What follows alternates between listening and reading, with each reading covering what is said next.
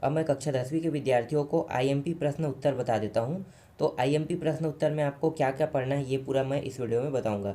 तो चलो सबसे पहले हम देखते हैं वार्तालाप वाले टॉपिक में। तो देखो वार्तालाप वाला टॉपिक आपको दिखाई दे रहा होगा, और यहाँ पे मैं आपको एक चीज़ बता दूँ कि जो प्रश्नों के उत्तर है ना, मतलब जो प्रश्न उत्तर आपको देखने को मिलेगा, एक आएगा संस्कृत भाषा में और एक आएगा हिंदी भाषा में आएगा।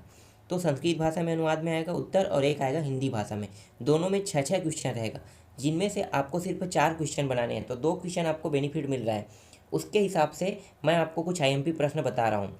जैसे कि यहाँ पे आप देख रहे हो वार्तालाप वाले में, ठीक है, वार्तालाप वाले में तो यहाँ पे देखो 2017 और 2019 सन में आया हुआ एक प्रश्न यहाँ पे दिखाई दे रहा है।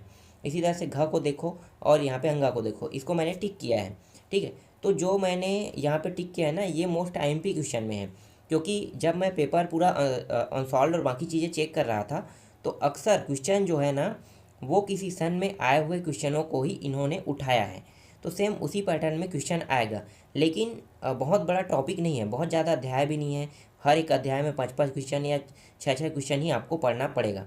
तो उसके हिसाब से मैं यहाँ पे आपको जो जो अध्याय पढ़ना है, ठीक है, उन अध्यायों को यहाँ पे दे देता हूँ। तो मैं सजेस्ट करूँगा कि आप सारे प्रश्नों को यहाँ से पढ़ लेना, ठीक है। सन में आया है उसको भी देखना है आपको, और जो सन में नहीं आया है उसको भी पढ़ना है, क्योंकि बहुत कम प्रश्न है, एक बार पढ़ोगे याद हो जाएगा।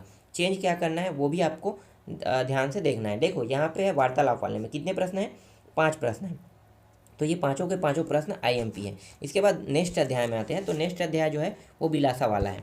तो इसमें देखो जो जो इम्पोर्टेंट है उसको मैंने पहले ही टिक कर दिया है, साथ ही 2 प्रश्न यहाँ पे छूटा हुआ है, तो इनको भी आप लोग एक बार देख लेना, ठीक है, क्योंकि ये भी मोस्ट आईएमपी क्वेश्चन है। और आपको मैं यहाँ पे सजेस्ट करूँगा कि आप इसे हिंदी में भी पढ़ो और संस्कृत में भी पढ़ो, ठीक है। हिंदी में भी पढ़ोगे और संस्कृत में भी पढ़ोगे तो आपको ज़्यादा बेनिफिट होगा, क्योंकि 4 नंबर के आपको हिंदी में अनुवाद वाला प्रश्न उत्तर देखने को मिलेगा, और 4 क्वेश्चन जो है वो संस्कृत में ही अनुवाद में प्रश्न उत्तर देखने को मिलेगा। इसलिए आपको टोटल 8 नंबर के क्वेश्चन देखने को मिलेगा, और 8 नंबर क्वेश्चन इन्हीं अध्यायों से मिलेगा जो मैं यहाँ पे आपको बता रहा हूँ, ठीक है। तो आपको समझ में आ रहा है। चलो आगे देखते हैं। इसके बाद अध्याय 3 में देखो, ठीक है, युधिष्ठिर वाला टॉपिक में देखो। तो यहाँ पे है 6 तक के दिया हुआ है। तो इन सभी प्रश्नों को आपको देखना है, सारे प्रश्नों को अच्छे से याद कर लेना हिंदी के साथ। इसके बाद मैं आपको दिखा देता हूँ सुभाषितानी से, ठीक है। तो सुभाषितानी का 2 टॉपिक है यहाँ पे। एक क्या दिया हुआ है यहाँ पे देखो, प्रश्न क्रमांक 1 वाले में टॉपिक में जो दिया है ये पूरा का पूरा आपको याद करने हैं, ठीक है। इसके बाद यहाँ पे 3 वाले टॉपिक में दिया है ना, इन प्रश्नों को भी आपको पढ़ने हैं। तो यहाँ पे दो टाइप से क्वेश्चन दिए हुए हैं, ठीक है। तो इन दोनों को एक सेकेंड से, कौन सा है, श्लोक पठिता प्रश्न उत्तर लिखानी, नहीं ये वाला नहीं पढ़ना है, ठीक है, इसको मैं हटा दिया हूँ। चलो ठीक है, यही बस पढ़ना है आपको। तो यहाँ पे दिया है, ठीक है, इसको आपको अच्छे से तैयार कर लेना है, ठीक है। इसके बाद मैं आपको देता हूँ स्वामी आत्मानंद वाले, ठीक है, 5वां अध्याय से। ये रहा 5वां अध्याय का क्वेश्चन आईएमपी, ठीक है। तो ये सारे क्वेश्चन आप लोग अच्छे से तैयार कर लेना। तो ये स्वामी आत्मानंद वाले में भी 6 तक के दिया हुआ है, ज़्यादा प्रश्न नहीं है। हिंदी और संस्कृत दोनों भाषा में आपको याद करना है, क्योंकि दोनों भाषा में प्रश्न आएंगे। फिर यहाँ पे मैं आपको दे देता हूँ 6वां से। देखो 6वां से ये रहा, ठीक है, ज तक के दिया हुआ है। इसमें भी सन में आए हुए क्वेश्चन है। सन में आए क्वेश्चन को बिल्कुल नहीं छोड़ना है, क्योंकि वही क्वेश्चन आपको देखने को मिलेगा, ठीक है। तो सन वाले क्वेश्चन को पहले याद करना, उसके बाद बिना सन वाले को बाद में याद करना। तो यहाँ पे मैंने दे दिया इसको भी इंपॉर्टेंट के तौर पे। फिर यहाँ पे है विचित्र साक्षी वाला, ठीक है, 7वां अध्याय में। 7 ही अध्याय तक दूंगा, एक अध्याय को मैं छोड़ा, क्यों, क्योंकि क्वेश्चन जो है वो 6 आएगा।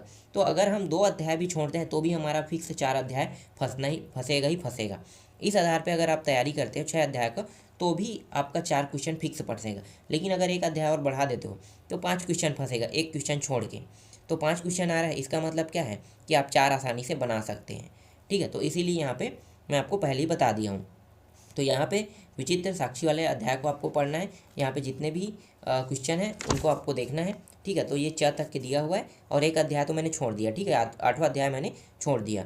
तो उस अध्याय को मैंने छोड़ दिया। तो जितने अध्याय मैंने यहाँ पे बताया, इन्हीं सभी अध्यायों के प्रश्नों के उत्तर को आपको अच्छे से तैयार करना है। हिंदी में भी पढ़ना है और संस्कृत में भी उसके उत्तर को पढ़ना है। तो हिंदी और संस्कृत के दोनों को मिला के आपको 8 नंबर क्वेश्चन देखने को मिलेगा। तो 8 नंबर भी यहाँ से भी आपका क्वेश्चन फिक्स हो गया, और जो जो बचा होगा उनको भी मैं आपको ढूंढ के बता दूंगा क्या क्या पढ़ना है।